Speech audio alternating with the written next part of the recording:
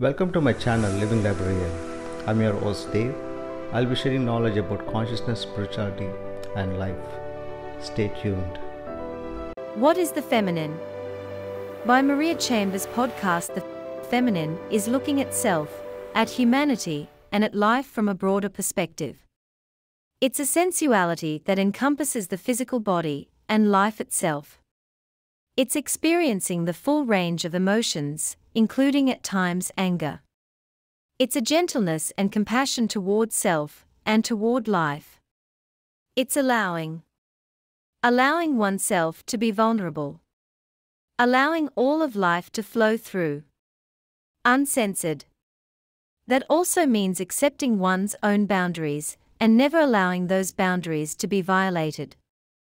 It's an unbridled joy for life and for one's own sexual and sensual experiences. The feminine is the total acceptance of oneself, of one's own humanity. It's falling in love with oneself more every day, as the petals unfold one by one to reveal the beauty and the lusciousness of the physical body, and the playfulness of the soul. It's creativity in its highest form, as an expression of the soul. It's artistic expression in all of its forms. Art, music, writing, dancing, creating anything that expresses the soul's sensuality. It's also living life as a sculpture designed by soul. The body becomes the ultimate living art form, expressing through movement the soul's passion to be with its human counterpart. To dance with the masculine. To allow the masculine to support, but never to overshadow or control her.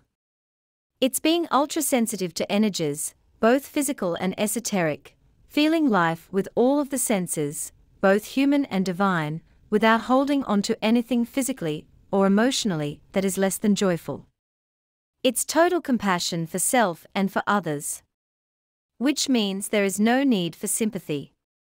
The feminine knows instinctively that everyone is also sovereign and has their own path. Being feminine is akin to a full orchestra of night sounds, a cacophony of cicadas, night birds, and baby frogs that echo their songs after a spring rain. The earth and forest scents are intoxicating. It's a deep, rich, visceral, sensual experience. It's an unapologetic exuberance for life. And it's all that, melded with the place where no time exists. Where there is nothing. Where there is everything that ever existed, every thought, action and emotion. The feminine is so much bigger than what society has defined. So much grander than what we have been taught by our parents. The feminine can't be contained. It wants to express, to evolve, to expand. It is within every human, no matter their gender. It is the most vital and significant aspect of their existence. It is no coincidence that the characteristics of the feminine are aligned with those of the soul, the higher self, the eternal self, whichever name we want to use. It is also no coincidence that mankind has disowned, disrespected, and distrusted the feminine for a very, very long time. Consequently, the feminine has been treated as a second-class citizen and has not felt safe to be herself. The feminine has carried the wounds as much as the masculine has. But now, with the rise of the divine feminine, the wounds are healing.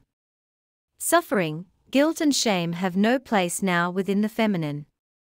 As well, anger, aggression and the sense of abandonment have no place within the masculine. Both feminine and masculine honor and respect one another, and merge and meld and dance together. Of course they were never really separate to begin with, but spirit, in its desire to know itself, separated them. We no longer need to play out the galactic story of the conflict between the masculine and feminine. Those of us who have chosen to awaken and become realized in this lifetime, and all genders are represented in that group, have embraced our own feminine.